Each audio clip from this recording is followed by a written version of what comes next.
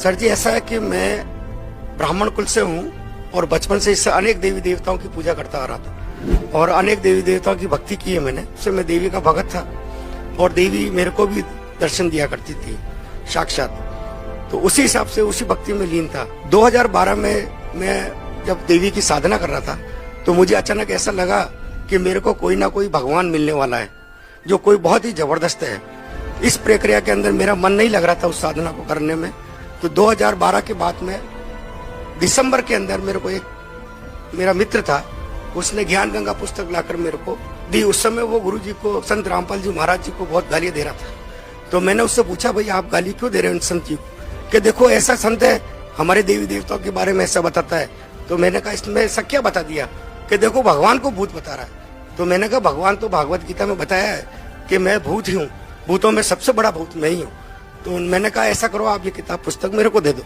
तो उन्होंने कहा ठीक है, मेरे किसी काम की नहीं, आप ले लो इसको। मैं उस पुस्तक को लेकर जब घर पे गया और मैंने उसको ध्यान से पढ़ा तो उस पुस्तक को पढ़ने के बाद में मेरे एक श्री देवी का फोटो लगा हुआ था। तो उस देवी को मैंने प्रणाम किया। मैंने कहा अगर ये कबीर साहब भगवान है और ये संत जो बता रहे हैं वो सही है तो मुझे इनसे मिलना है। उस दौरान क्या हुआ, मेरे को अनेक देवी देवता नजर आते थे खुले तौर पर। तो मेरे को लगा ये मेरे को रोकना चाहते हैं। तो जैसे ही मैं रात को सोकर सोने के लिए गया तो बिस्तर पे जैसे मैं लेटा, थोड़ी देर बाद में स्वयं कबीर साहब आए लेने के लिए। तो मैंने देखा स्पष्ट रूप से। तो मैंने कहा ये कौन है? तो मैंने उनसे पूछा कि आप कौन है? कि अच्छा बेटा बताओ मैं कौन लग रहा हूँ आपको? मैंने कहा आप कोई भगवान ही लग रहे हैं। अरे मैं भगवान ही तो हूँ। मैंने बहुत ध्यान से देखा कबीर साहब के गोल्डन कलर के हेयर, सुनहरे बाल और रक्त वर्ण का, और वो जिह्वा से नहीं बोल रहे, ध्वनि से उनसे बात हो रही थी मेरी। तो मैंने उनसे थोड़ा प्रश्न पूछना चाहा। मैंने कहा उन्होंने मेरे को टोपी उतार के मेरे को बताया कि मेरे को ये 2 गुप्त मंत्र हैं, तत् और सत मेरे को दे दो। तो मैंने कहा परमात्मा, ये अगर आप परमात्मा है तो ये मेरे पास नहीं है कि मेरे पास है। आप ऐसा करो बरवाला आ जाना। तो मैंने कहा बरवाला में तो रामपाल जी रहते हैं। तो उन्होंने मेरे को बताया कि मैं ही रामपाल हूँ।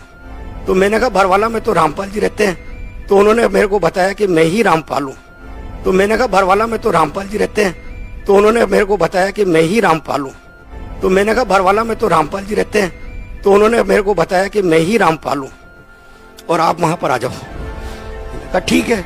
जाते जाते उन्होंने मेरे से कहा कि देर मत करना, बहुत तेजी से समय निकल रहा है बेटा, तुरंत चले आओ।